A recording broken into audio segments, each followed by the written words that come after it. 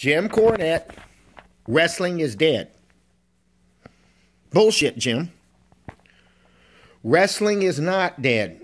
I think the point that Mr. Cornette has made that wrestling is dead is dead. Because he makes the point that the old sports entertainment thing has ruined wrestling. Well, I got news for you, okay? The kids that are watching wrestling now don't remember the 911. They do not remember it.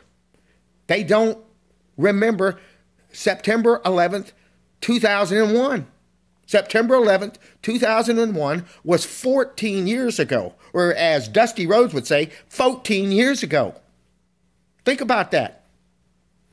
When you're 7 years old, you don't remember. When you're 4 years old, which is a 21-year-old, would have been 7 years old, you don't remember what happened in New York. You didn't watch the news. You don't know. You have no idea about it. The most pivotal event of the 20th century, or the 21st century, I apologize, they don't remember it. They don't, when they say an old movie, I remember this. I was hanging around with this kid, this girl I was dating, and she said that The Unforgiven was an old movie. I was talking to some guys that were in their early 30s, and they referred to movies that were made in 1998 as old movies. So the problem with Jim is you have a classical view of life, just like I do, and you don't understand how these people today think. These kids today, they believe wrestling's real. I invite you to go on YouTube and look at the comments that were made about the Undertaker match with Brock Lesnar. Those kids write this down like they believe it. I remember having a friend that watched wrestling. This was 4 or 5 years ago. He's in his late 20s, and he talked like, he said Mark Henry was the strongest man in the world. And I said, no, he's not. He got like 14th in the Olympics. He's not the strong. He didn't know. So these kids are marks. They don't know the sports entertainment thing. People have already forgotten all about that. The WCW fan like me, we're old. We don't care. We don't even relevant. We're too smart to go pay $50 to watch some stupid show. We won't even pay to watch $50 to see we might get together. We're not here anymore. We're not who they're trying to sell to. So the problem with wrestling is in the ring. That's the problem. I mean, I watched it the other day. I watched Brock Lesnar against The Undertaker, and that product was terrible. What was the problem with the product? For one thing that I can relate to, the commentators were terrible. I mean, they were boring. I don't remember, and then I sat down and I watched a Shawn Michaels against not Brutus the Barber Beef, Shawn Michaels against the British Bulldog. I watched that match. And Owen Hart was on color. Jim Ross was the play-by-play guy, and Vince was, I guess, also on color. So they had 3 announcers. And they were hilarious. Mr. McMahon threw in a quite frankly. Owen was acting like he was a complete heel. Owen made me laugh. Jim made me laugh. These guys were funny. You know, and Shawn, I didn't realize how great the guy was till I saw that match. He could sell and take a bump like nobody's business. At the time, I was just looking at him and thinking, that guy's getting all the pussy and I'm not getting any, and I hated his guts. But now that I'm 54 years old and I'm just glad I get any pussy, much less being jealous of him, you know, I looked at the guy for what he really was, which he was a great salesman. Now, obviously, the problem at that time, if you look at the evolution of wrestling, he didn't look the part. The guy looked too small. But I mean, the British Bulldog, to his credit, sold the match. Everything was sold properly. And they knew how to so the guys in the ring knew how to sell each other. They knew how to get each other heat. They knew how to do the match. They knew about the ring psychology. They knew about it. Okay? And then the commentators knew how to sell the match and how to do it. All right? Now, with this whole Brock Lesnar thing with The Undertaker, yeah, I saw all that. And it wasn't that there was anything, because both of those guys know how how to sell a match and what to do.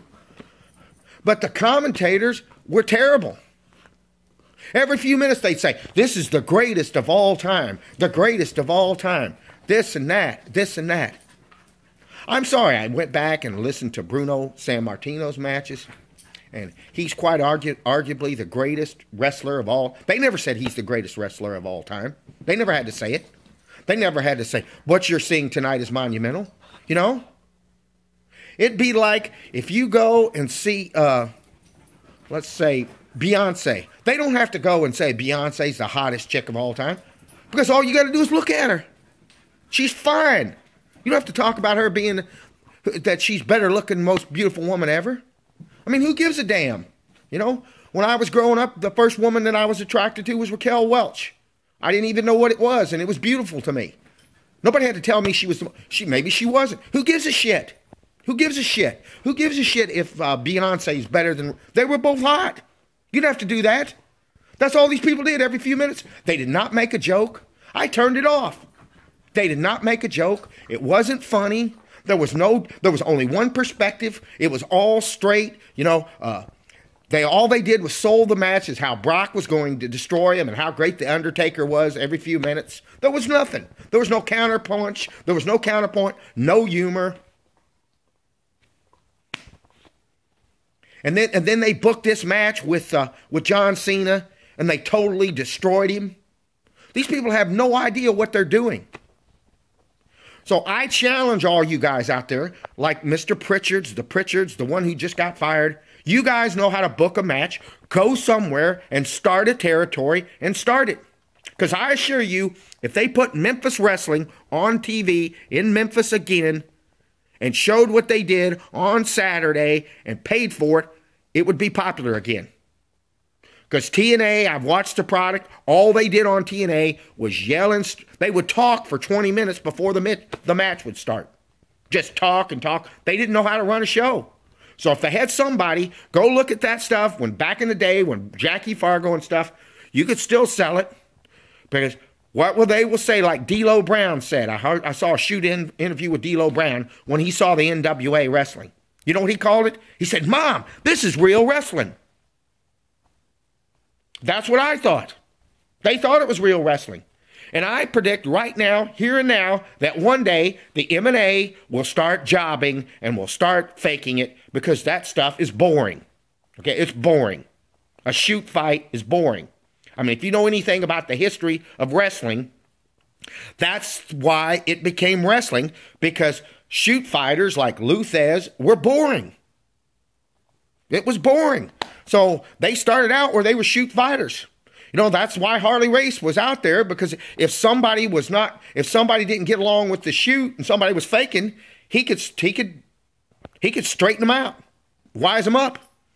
You know, he could go to all those territories, and if they straighten up, Harley could really whip their ass.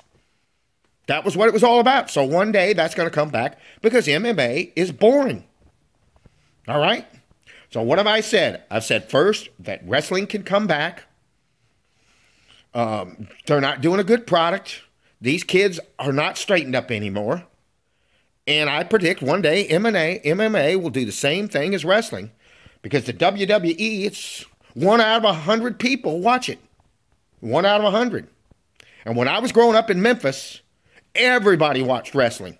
Everybody watched it. Everybody was in there tuned in on what Billy Superstar and Jerry Lawler and all those guys were doing. And they made money. So whether or not that comes back, I don't know. I really don't care. I'm 54 years old. Like I said now, if I get laid, I'm lucky. Where when I was young, I would say, boy, my buddies, the girl he's fucking is better looking than the girl I'm fucking. And I would get upset. Not anymore. Now I'm just lucky to get laid. Okay.